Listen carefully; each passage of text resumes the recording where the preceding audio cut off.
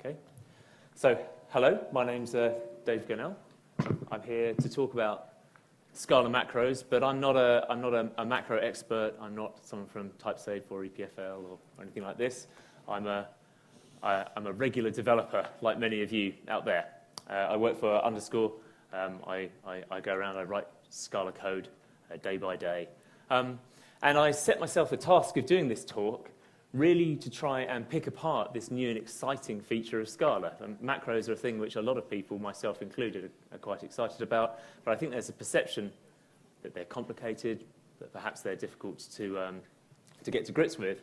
So whenever the call for papers for this came out, I set myself the task of learning all about them. So what I'm going to show you is a bunch of code samples of simple macros that we can write right now that solve problems for us. I have been told by Eugene that there's one mistake in one of my slides, which I'll try and draw attention to appropriately as I get to it. So let's move on. So this has to be switched on. There we go. So I'm going to be talking about Scala 2.11. I think everything that I say here also applies to Scala 2.10 if you bring in macro paradise for Quasiquotes support, which is one of the big new features of macros in Scala 2.11. And that means I'm going to be talking about a particular type of macro. So this is black box def macros. And there are many other types of macros, things like macro annotations and type macros and things that we've heard about. Some of those are things for the future. But this is a type of macro which we have now. It's the simplest type of macro which we can describe, and yet it's very useful. So I'm going to focus just on that. I'm not going to assume any prior knowledge of macros, just basic Scala. If you can write a class, you'll be fine. If you can implement a type class, you'll be more than fine. And it's going to be very code heavy. So I'm going to show lots of code samples on the screen. Obviously, that doesn't have all of the code in it. So I've actually prepared, if you go to our website, underscore.io, there's a full set of worked, commented code samples there. And I'll be updating that with any comments that people bring up in the next, following the talk. So let's begin. What's a macro? Well, a def macro, in the context that we're talking about, is something that looks a bit like a method. But unlike a normal method, it doesn't execute at runtime. It executes at compile time. And its job is to transform the code in our program. So why would we want to do that? What's useful there? Right, well, I'm going to steal from one of Eugene's previous talks about macros here. What are macros good for? Where he outlines 3 nice use cases for macros: code generation, static checking, and DSLs. And in that talk, he outlines a bunch of use cases from around the Scala community. So in libraries like SBT, Play, Shapeless, and other libraries that are using macros to do these kinds of things.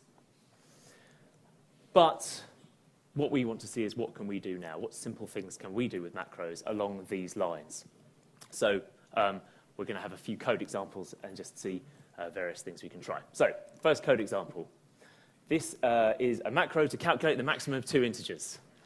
It's not a very useful macro, but because we can easily do this with a method, but hopefully it will demonstrate some of the things that are in play here. Okay, so this is the macro. It falls into two halves here. So the first half at the top there is the macro declaration. Okay, so if we look at that, it says the name of the macro, it's maximum. That's what we're going to call it when we refer to it in our code. And it says that the macro takes 2 arguments and they're integers, and we get back an integer. So it looks a bit like a method, but it isn't a method. Instead of having a method body, we have the keyword macro, and then we point to another method. And that method is the implementation of the macro. So this method is going to run at compile time, and it's going to do some work on the A and the B that we've passed into the macro there. So I'm going to ignore this context argument here for a moment. We'll come to that later. If you look at the rest of the arguments to the macro, you can see a striking similarity. Okay, so we've got an A, we've got a B. They're not integers. They're this thing called a tree. And what a tree is it's an abstract syntax tree. So it's a representation for a fragment of Scala code. And the job of the macro is to take those syntax trees and turn them into another one.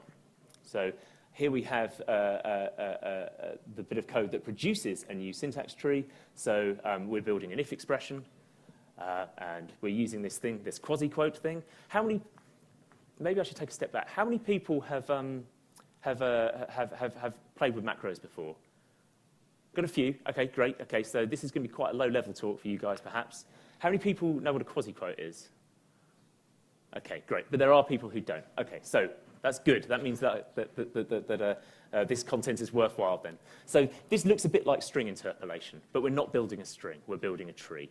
Okay, so everywhere I've written $A, we'll substitute in that A tree, and every time where I've written $B, we substitute in that tree. So let's see how that works. This is the smallest program I could think of. We declare two variables, constants, whatever, and then we pass them into the macro. So the way this works is when the compiler compiles our code, it sees this call to maximum, it knows that it's a macro, and so it passes the trees to the macro, and the macro sends back a new tree representing that if expression. And we replace the original call, so the final code that the compiler then compiles this instead. The final code we compile is just print and an if. So it's very simple. There's no reference to maximum. That's gone by the time we run the program. So let's see another example, something slightly more complicated. Okay. So here we've got still x and y, but we're printing out the maximum of two more complicated expressions there. And I'm sure you're working through it in your head and think about what it's going to output. And if you thought this, then congratulations. you're doing OK. So we've just taken the basic trees there and substituted them in. So this expression, and the brackets come from the fact that we're combining trees. So this sort of, the plus happens before the greater than automatically for us. Okay. And this macro will work just fine, and it will give us the result that we expect. So what's the problem there, then? There's a bug. Can anyone tell me what the bug is? Ah, that gentleman there said it. So multiple evaluation. Right, so let's try a third example. What is the maximum between x and a random integer? Okay, right. Good stuff. The answer is, so what we do, we run the code, brilliant. We find out x and see if it's bigger than a random integer, and if it is, we return x, and if it's not, we return a random integer, but a completely different random integer. I should say something about my background, actually. I've programmed Scala for a few years, but before that I was a scheme programmer. And scheme is all about macros. We love macros. They're really, really nice to write. So I've written a lot of macros, and this is the kind of mistake that I made a lot when I first started writing macros, right? The problem is, if you look at this code, the developer is expecting it to be a method call because you can't tell the difference, right, just from looking at the outside without looking at the implementation. So they're expecting, we evaluate x in the random int, and then we choose the maximum. But it's possible with macros to subvert that expectation, and we must be careful of that. So this is the slide that is wrong. How to fix this? I've just introduced two temporary variables here. Now, apparently, at Eugene's FlatMap talk, he talks a lot about changing the binding structure of a program and how that can have unforeseen consequences. Is that a fair description? Great. So don't do this, but I've done it, and that's fixed the problem for me in this particular instance. But in general, it's more complicated than this. But what we can say is we have the power to write any code we want, right? So there is a way that we can just do something along these lines, evaluate everything once, and then use intermediate variables to solve a problem for us. And with that kind of expansion, then at least in this particular example, this does the right thing. Okay, so what are the take-home points there? We're generating code. This is why we're here. The implementation of generating code is just tree substitution. That's all we're doing. It's very straightforward. And when we're writing macros, you've got to be careful. Got to be careful about semantics. Make sure we don't subvert expectation. It's just good library design. So I want to take a quick moment to talk about the setup of macros for the people who haven't seen anything to do with them before. There's a couple of things to discuss, and then we'll jump into some more examples. So the beginning thing is to talk about project structure. There's an unfortunate inconvenience that we have with macros in Scala 2.11, and that's this restriction called separate compilation. So we can't define a macro and use it in the same compilation unit. So what's a compilation unit? Well, it's any set of source files that are compiled at the same time. So in SBT, that's pretty much a project, right? If I've got a project that contains macros and code, I can make those macros use that code just fine, but I cannot make that code refer to that macro. That's not good, because the macro has to be compiled and filed away and put in a class file first, with all its dependencies sorted out. What we can do is split our project into two. Okay, so maybe we've got an application and then some library code. So if we have code in our application, that can use macros in the library. Macros in the library can use code, so we have this nice flow. It is worth saying that tests are a different thing. Tests are compiled separately. So if you're just writing a library, you have a lot of code, put a couple of macros on the top, you can just test that without having this kind of complexity. But if you're writing an application, you know, the front end is going to be non-macros, then you're going to need to split this in two. And if you get hold of the code off the website, every single project has got application and lib, like just this nice uniform structure. So it's pretty easy to do. Once you've got your project structure, we're going to deal with a couple of lines of boilerplate code, just the stuff we need to get going. So here's that maximum macro, but like in a wider context. I don't actually know why I put ... here, because there's only one line of code missing, so I might as well have just written the whole thing. That's pretty stupid, really. Never mind. So to begin with, what we have to do is we have to import macros. It's a feature import, you know, like importing implicit conversions. That's fine.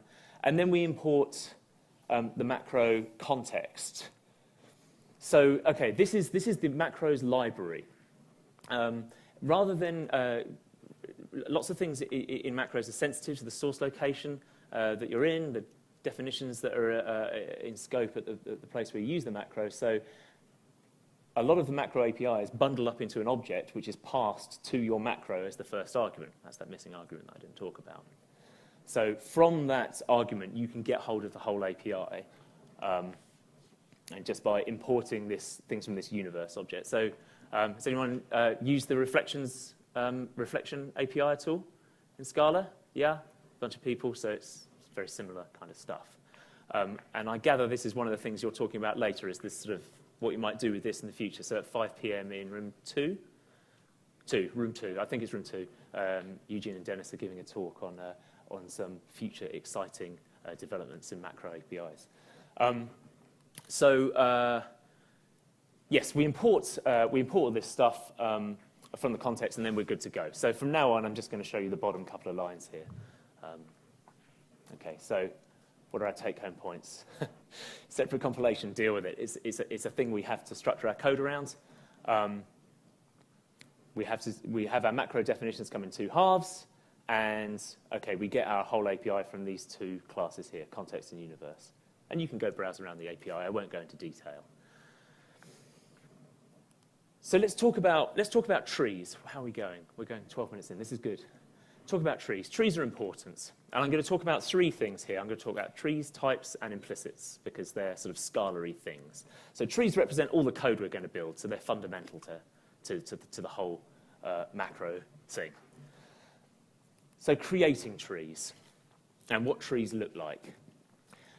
One of the things I found, in Scala 2.11 we have Quasiquotes. Quasiquotes are really nice. They let us write fragments of Scala code more or less as Scala code. But the underlying representations used by the compiler are different. They're these tree data structures. And even if we don't build them by hand, it's useful to sort of be able to look at them and pull them apart so that we understand how the code looks to the compiler. So if we take an expression like this, our famous if expression from the last example, that's represented behind the scenes by some kind of tree. There's a lot of detail which isn't shown here, like if it's sort of type checked or not and things like this, but more or less, you know, it's an if expression, it has a test, it has a true arm and a false arm, and the test is, you know, find the greater method on X and apply it to the arguments Y. So you can kind of look through this and see the structure. Now, I don't want you to worry about the details, but it's important for us to learn how to learn. And to begin with, the sort of structure of trees can be a bit of a barrier to learning about macros. So what I did when I started looking at this stuff was build a tool to learn. And I stole the idea from Jason Zaug's macrocosm, sort of macro playground he had. He has this little macro called desugar, where it sort of takes in a fragment of code and gives you the sort of desugared Scala syntax. So from that sort of example, I made this macro called printTree, which prints the underlying tree structure of any expression. So we can sort of see how this stuff works. And this is a really useful item. So let's check out the code. printTree. It takes 2 arguments. So the first one's just a title. It's just a debugging message. And the second one is the tree we're going to print. Okay, so trees of type, expression of type any. Not really worried about the type. We want to see the code. And then all this macro does is very simple. It uses these 2 simple-looking, very complicated, behind the scenes, by the looks of things, methods that just turn the expression into strings. So show code there will take the expression and render a bit of pretty printed Scala code that we could sort of eval. And show raw there takes the expression and renders out a string, which is more or less the case class style representation that we saw on the previous slide. And with that, with those 2, once we've got those strings, we just plug them into a quasiquote, and we build a println statement. And we print out the title and the code and the raw content. So the sort of typical use case is something like this. Again, we're not worried too much about the details, but here's some expressions. And the sort of stuff it would print out is this. Now, I found this incredibly useful when writing the other macros that I'm going to talk about, because I had to kind of go, oh, I need to do a method call. What does that look like? Oh, it's an apply. And, how do you represent an identifier? Oh, it's this ident thing. OK, right. So then I can go and use that stuff when I'm pulling trees apart later on. So trees, their importance. Those methods are really useful. Almost every macro I wrote in preparing this talk had at least 2 or 3 versions of that somewhere in the code as debugging statements. And I've actually reused this printTree macro a lot of times since writing it. It's just sitting there in a project. So it's a simple example of just of looking at the trees we're using. OK, so I'm going to do a little bit more library talk about quasiquotes, and then we'll get into some more code. So this tree is lovely, but we don't want to have to write this by hand when we're producing code. This is to me is too complicated. I can't read this. So what quasiquotes let us do is see past this, just see the Scala code. So we can do a number of things with quasiquotes. We've already seen the first feature, which is substitution. So just like with string interpolation, I can define one tree and substitute it into another tree. That's really useful. I'll wait for that gentleman to take his photo before moving on to the next slide. We can also do splicing unquotes. So if I've got multiple expressions in a list or a sequence, I can use this ... syntax to inject them all into my bigger tree. So here they become just arguments to sequence. You can also use it to sort of put statements into a block, or enumerators into a for comprehension, or case clauses into a match expression. Very flexible. And also, it's worth mentioning that I did this earlier. Did anyone notice that I actually substituted something that wasn't a tree into a tree? No? Ooh. So I can take something like an integer or a double or a string or some sort of literal simple value in Scala, and I can actually substitute these guys into a tree because there's this mechanism called liftables, which is a sort of a type class. In the simplest sense, all it means is there are some predefined ways of taking things like ints and turning them into a literal tree representing an int. So that's really handy. I did that in the print tree. I just took the strings and substituted them straight into the print statement. And there's one other feature of quasiquotes which is really interesting and useful to know about. And I'm going to let you uncover what it is. What does that tree mean? Have a think. What is that code? So can anyone just call out a possible, what is that? It's a type. OK, good, brilliant. That's the first possibility. It could be something like this. I could use it here. Val A is this type, and then assign some value. Any other guesses? Okay, yep. It could be that, maybe, yep, a fragment without the brackets, okay. There's another possibility. What if I did this? If I substituted that tree there, can anyone give me a... It's an apply method, right. It's an apply method with no arguments and one type argument. That's the thing. So the question is, this can only be one of these two. These two trees are very different. One is an apply and one's like a type apply, I think. Don't need to know. I can just use print tree to find out. So in actual fact, this guy up here is this bottom one. It's Q, the quasi-quote Q, produces expressions. It produces value-level expressions. And so, yeah, there you go. It's actually shorthand for this. But it's useful to be able to build types, and it's useful to be able to build other pieces of syntax to insert into our code, so we get an army of other things we can do. TQ there is a variant on Q which builds types. So that foo bar is the other foo bar we saw earlier. And we can build patterns and case clauses and enumerators for for comprehension. So it's just useful to know. All of these things produce trees, right? And we combine the trees together and hopefully produce valid syntax, and hopefully the compiler likes it and can type check it. So take-home points from this. Okay, quasi-quotes are great. Quasi-quotes are really great. And they have all these features. So it's really just, these are the way we're going to build trees from now on. Okay, so I've talked enough about library stuff. Let's talk about some code. So the other half of macros is inspecting trees. So we can build code and give it, and then give it to the compiler. But the other part of this is being able to pull code apart. We want to be able to inspect that code and play with it. And here's a really great example. I really like this example. Assertions. How many of you use assertions in your code? Okay, that's good. Yeah, that's all right. More than I'd expected, because I think they're pretty annoying. Here's how an assertion works. I build a massive program. This one's pretty big. And then I run it, and I put an assertion, an invariant somewhere in the middle. And then the program runs, and I go through all these different steps. And then it tells me, assertion failed. And then I have to rerun my program in a debugger and go through all the same steps to try and find out why it failed. So that's why I don't like it. I can put an error message in here, but I'm being slightly facetious. But wouldn't it be great if we could build an assert statement that gave us a little bit more information than that? Like, for example, here were the two values, and they weren't equal. That would be really handy. And we can do that with a macro. So here's our assert macro. It's going to take in a Boolean, and it's going to expand to just an if statement and throw assertion error, throw a new assertion error. So it's just going to return unit. So how are we going to implement this?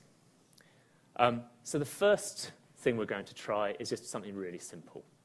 So I'm going to just deal with that one case, assert A equals B.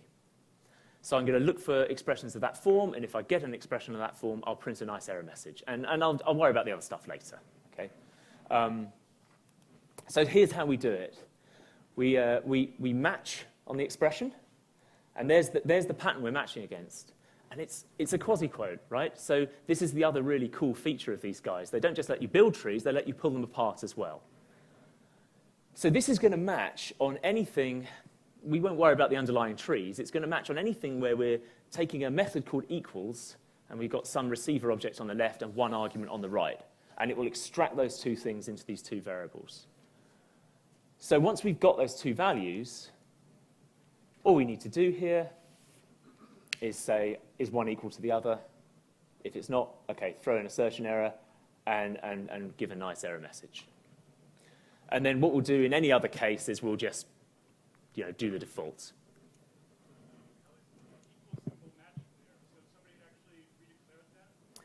The question is, how's the equal symbol matched? So I believe it's done just on symbolic name, right? Is that correct? That is correct. Okay. So you would need some other technique to be able to match that to a particular type. So this code here is basically our simple assertion, and it just gives us these nice error messages. Can anyone spot the bug? The same bug, brilliant. Okay, and I've got the same solution with the same caveat. So yeah, again, you know, with the previous implementation, I would check if A was equal to B, and if these are side-effecting methods, I would print out a completely different A and B, which is not a very good debugging message.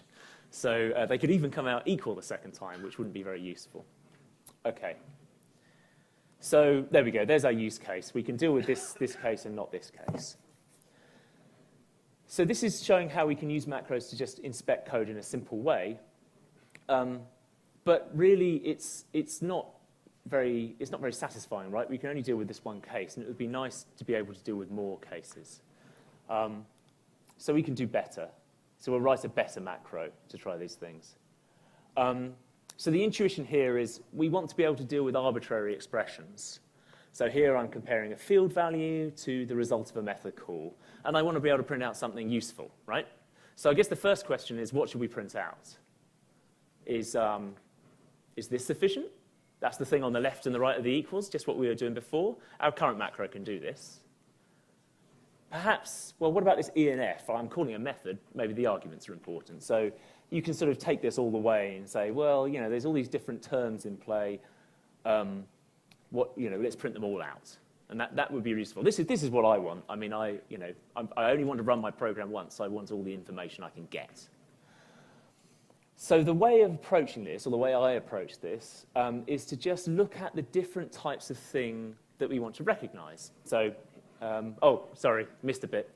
We might not even be dealing with an equality. We might be dealing with something that is an inequality or something that's not a comparison at all. So what we want to do is look at the kinds of things we want to identify. And here they are, these first three things. Just a sort of just straightforward accessing a property on an object, calling a method and getting back its result, and looking at any single identifier we've got there.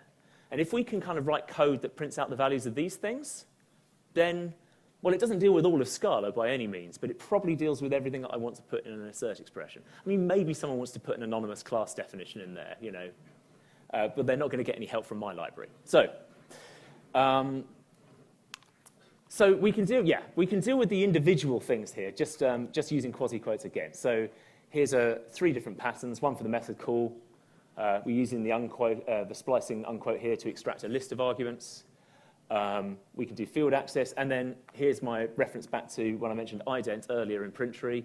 I just want a very specific type here. If I did a quasi-quote match on $X, I would still need to find out if that single $X was an identifier or something more complicated. So this helps me here just to get those single identifiers out. So if I can write some code here, then I can process each of these three types of call effectively. That's one half of the solution. And the other half of the solution is knowing that, okay, well, it's not just these three cases. The expressions we want to deal with are actually composites. So if I take an expression like a.b equals c.d, then that's actually a method call, and then there's maybe some field access and some identifiers. So three different types of the three different types that we're looking at, types of expression, are represented here. So what we need is some kind of recursive algorithm, some kind of tree traversal, and we deal with each of the components. But we've also got to make sure we only evaluate each of these bits of code once again. So once again, subject to caveats, the kind of code that we want to produce is something like this. So we'll do a post-order traversal on the tree. We'll look at the leaves first, so A and C. We'll evaluate them, we'll get back the results, and we'll cache them in some variable, some appropriately defined variable. Then we'll take the result and we'll substitute that into the next level up. So we do a tree transformation on whatever we had. And then we take those results and we substitute them on it. And we build a big list of variables, which, you know, we store them in a mutable list or something. And then at the end, we generate this code. So the top variable is going to be a Boolean, always. And if it's false, then we can print out the appropriate values with all the original expressions there.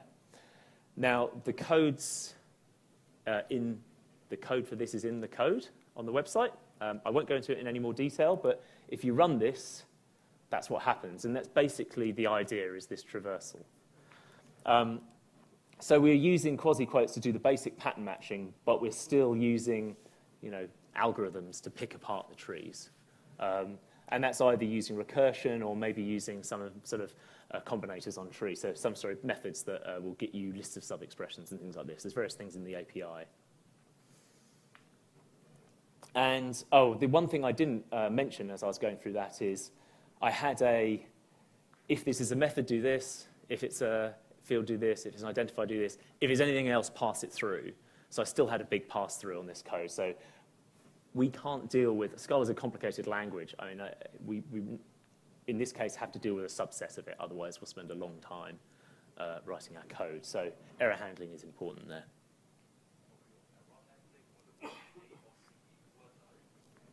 Sorry, say again?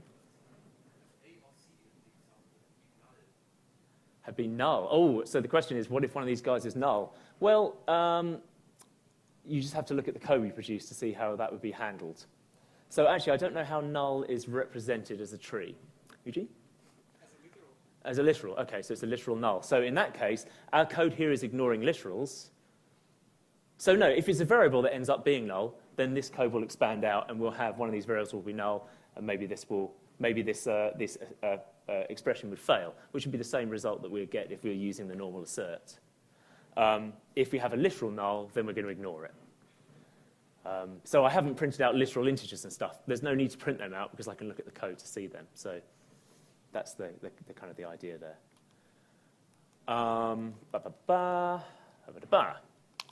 Types.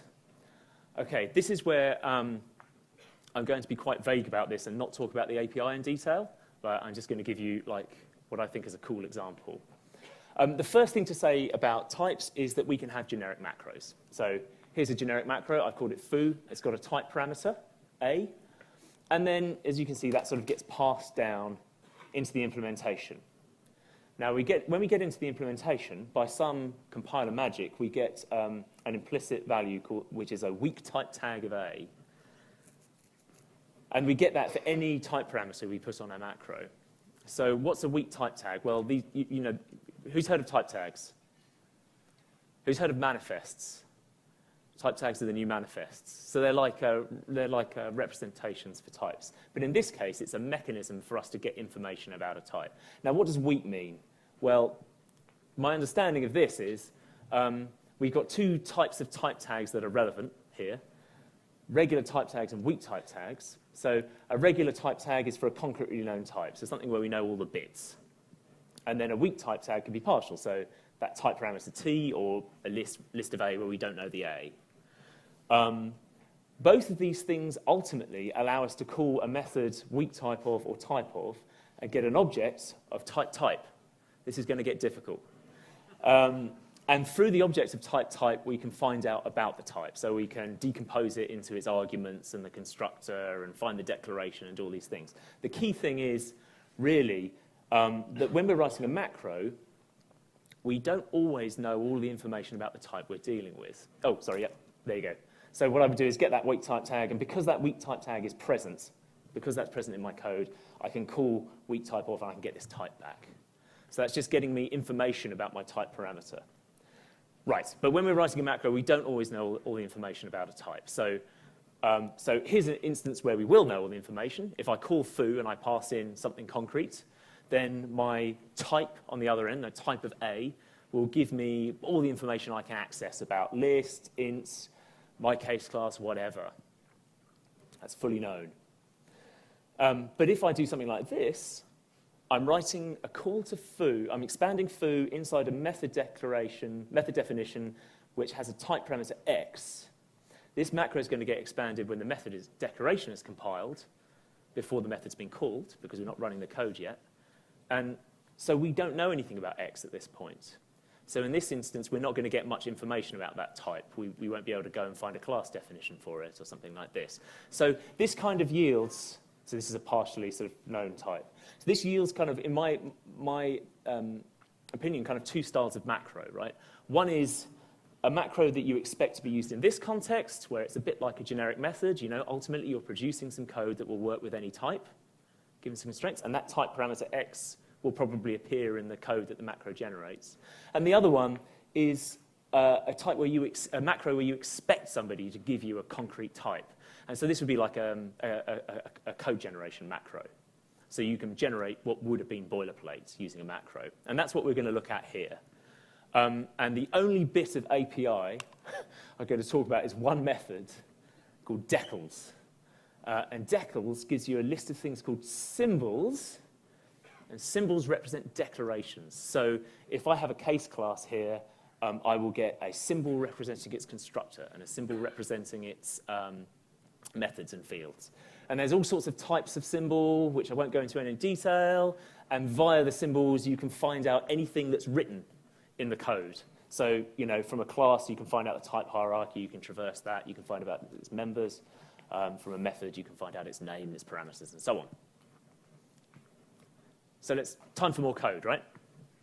So the example here is to do with orderings. We're doing 34 minutes, okay. The example is to do with orderings. So the situation is we're writing a web application. It's a very advanced web application. It's an address book for our friends. And we obviously want to know the name and the age of all of our friends. And we have an extensive database of 3 friends,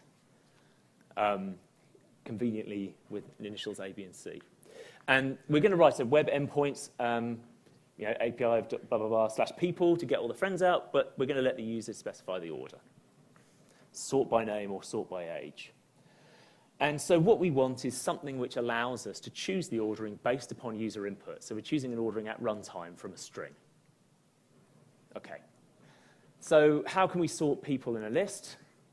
Well, we can use various methods, but I'll just pick this sorted method. And that takes an argument of type scala.math.ordering, which is basically a comparator. The API is not super important.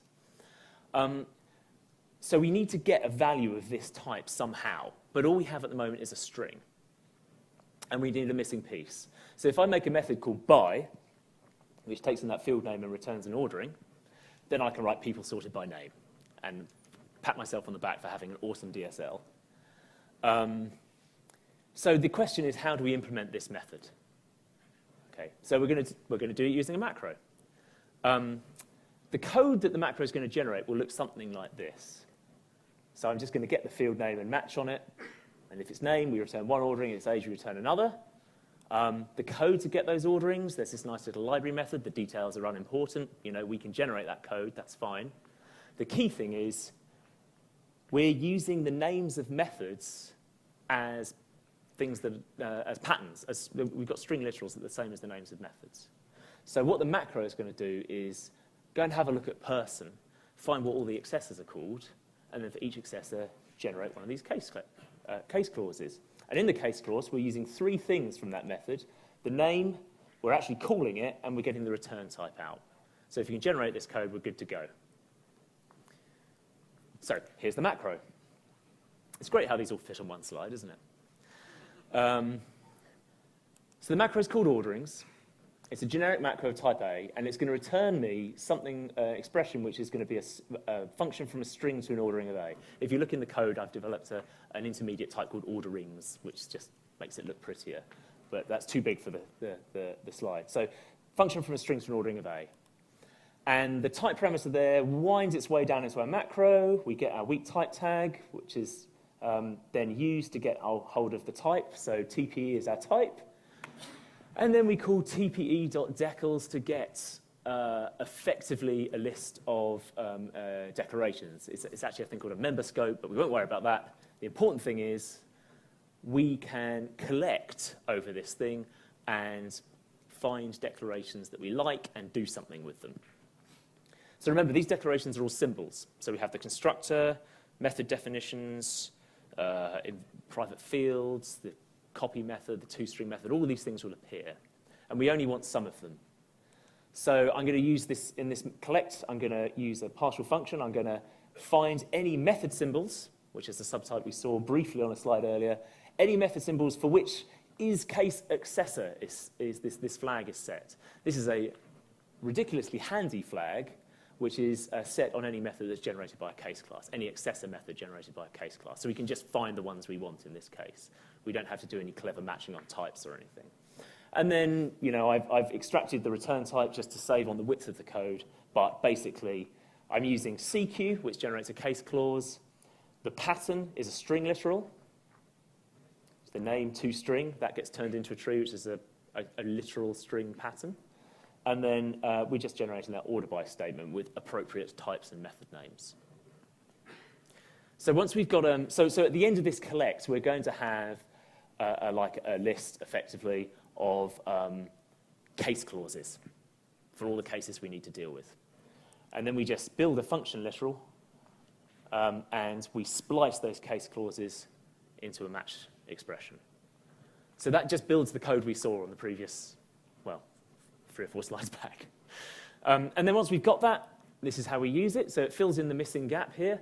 So I just go val by, because it's not a method anymore, it's a function. It's ordering as a person, and that gives me an object that I can use to order by any field. The example in the code on the website actually has ascending and descending ordering, has a default case, and it lets you annotate the field that you want in a default. So it does more things, and feel free to peruse that at your leisure. But the take-home points are generic macros are a thing. We can do this, and we can write macros. We can write macros either where we want to build generic code or where we actually care about the type parameter and we want a real type. We can inspect and traverse that. We can find the class definition. We can inspect that. We can do all of this stuff.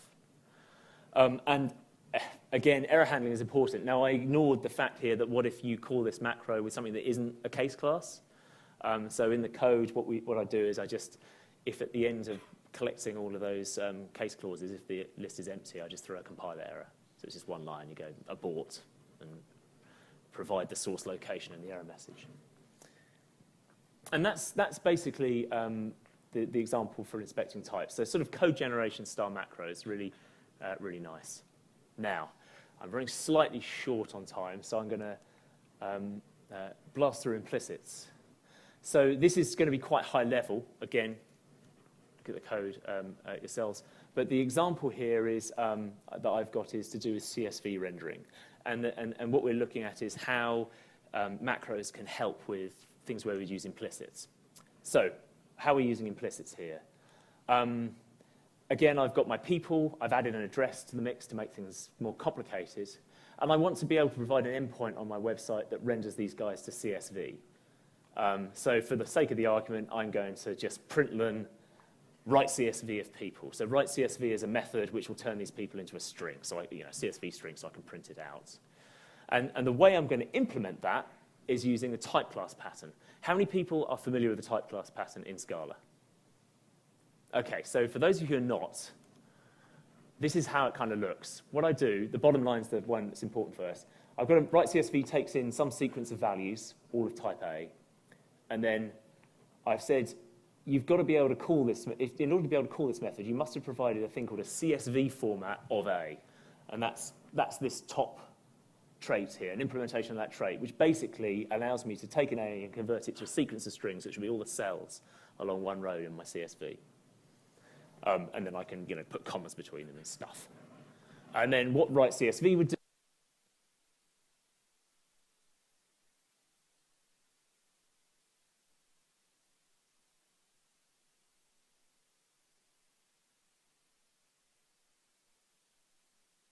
Hello? Hello, brilliant. Okay, right, this is going to be, okay, hang on, I'm left-handed. Okay. So then what we have to do in order to be able to write these people out to CSV is we have to declare a CSV format for person, and in order to do that, we have to declare a CSV format for the address. So you can imagine there's some DSL. If you look at the code, there's a little DSL for producing these. And if you got these implicit vals in scope, then you can call write CSV. So this is, this is a sort of this is a type class instance for writing a person to a CSV and for writing address to a CSV. So how can macros help with this? Well, the first thing we can do is we can get rid of the 6 or 7 lines of code we need to write here and here to make this work. If I declare a macro, I'm going to call it CSV format, and I won't go into the definition, but it's very similar to orderings. I just scan the type, find out what the field names are, find out how to convert them into CSV cells, into strings. Then I can just replace these guys with single lines. So I've just blown away 10 lines of boilerplate there. That's pretty good. But then here's the really crazy part. If I was, let's see, if CSV format here was a method rather than a macro, I would be able to mark this method as implicit. And then I wouldn't need these 2 lines of code at the bottom here. If I could have a method that would generate me a CSV format for NEA, then the Scala would normally be able to use that to fill in this missing information. But it turns out this works absolutely fine with a macro as well. So if I just get rid of these lines of code here, because they're getting in the way, now the compiler will look at this call to write CSV. It'll go, hey, I need a CSV format of type person. I don't have one. What's this? There's this thing called CSV format here. That can give me a CSV format of type person. OK, it's a macro. I'll insert some code to do that. And that generates me the CSV format for these people. In doing that, it'll need one for address. It'll go and recursively do that. So basically, this thing just generates the code from nothing. So I write nothing, and I get working code, which is happy days. So that's an implicit macro. Now, with that implicit macro, then that's my final code. You know, I've not actually added anything. I've just automagically made it all work. There's nothing here from my library about CSV writing, apart from write CSV. Now, obviously, using a macro to generate this CSV, it's going to be looking at the field names in each of your classes. That may not be the column headings you want. Maybe you want to omit a field. You're not always going to be able to use the macro. It's like an 80% rule. So what we can do, what we can do is we can split our implicits into 2 here. So this is a sort of a high priority, low priority pattern. And basically forms like a search path where the Scala compiler will look for an implicit here, and if it can't find one, it'll jump up to the low priority implicits where the macro sits. So it allows you to make specific implementations and then fall back to this macro in other situations. You'll see this Google search low priority, high priority implicit trait. I don't know what the pattern's called. Does anyone know what the pattern's called? Okay, fine, brilliant. You can have a look for that and see how to structure code like that. But basically, we've used this implicit macro to generate an implicit value. And when we've done that, we can just completely get rid of boilerplate, and we can even override the default behavior with custom behavior where we need to. So this is pretty awesome. Okay, 46 minutes in. Right, I've got one honorary mention. When I originally designed this talk, I wrote it with a validation library in mind. So there's an example that I'm not going to talk about, which is in the code, which does this, which is really cool. So you can take a person, validate a person, builds you a validator, and then you can add fields and validation rules to it using a nice little DSL, and the validator will automatically scan the names of the accessors and annotate your results with where the error happened, which is really cool. So that's in the code. If you want to go check it out, I've put a lot of comments in that one. So that's basically it. In summary, these are the things we have talked about. So this is all Scala 2.11. This stuff will work with Scala 2.10 if you bring in macro paradise and you change 1 or 2 types. There's enough documentation to on is it scalamacros.org? Is there stuff about that there? It's on the of course, yes, it's on the doc site now. Yeah, okay. So we talked about setup, and we talked about this initial idea about maximum. Then we looked at using creating and pulling trees apart, and had a couple of examples there. We looked at analyzing types for code generation, and then this sort of implicit type class generation thing. And finally, I just want to distill a little bit of philosophy on this. So from my scheme days, I found out about macros, and I thought they were amazing, and they are amazing. And I went and I wrote a lot of code that uses a lot of macros, and I shot myself in the foot pretty badly. So I developed this rule. The problem with really awesome macros is you end up with something where you can use it in 1 line of code with the macro, or the 500 lines of code that it generates if you don't use the macro. So if your macros works in 80% of the time, then 20% of the time you write a lot of code. So I think it's a good principle to build a library first and then add macros as syntactic sugar. You know, we've got these things, types and implicits. They deal with most cases, but macros are good to just sort of get access to field names or just tidy up the syntax at the last minute. And that's the way I think they're really going to fit into my coding. And the last thing is just be wary of the code you generate. Now, I had those temporary variables. Check out Eugene's flat map talk, where and I'm going to go check it out and find out what the caveats are around that. But just be careful not to subvert developers' expectations, because a lot of people don't know how this stuff works. And with that, does anyone have any questions? Thanks very much.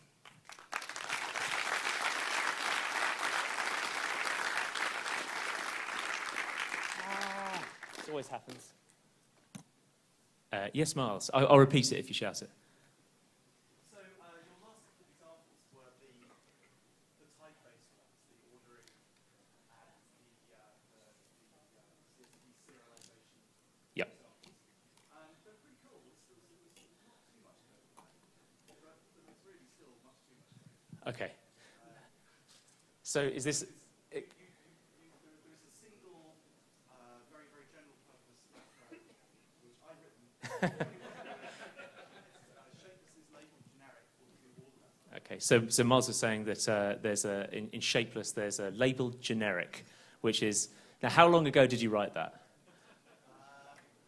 Well, the unlabeled generic, which basically doesn't get any of the Yep. that's been around for Yeah.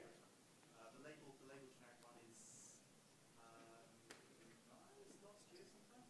Okay, all right, so I wasn't aware of that. So in Shapeless, there's a labeled generic, which is sort of a generalized way of going from, okay, so it could be like from a case class to like some kind of... To some kind of sum of products representation of a whole sealed code. Okay, so some representation which you can sort of iterate over or whatever and recurse over and produce this thing. Yeah. Here we go.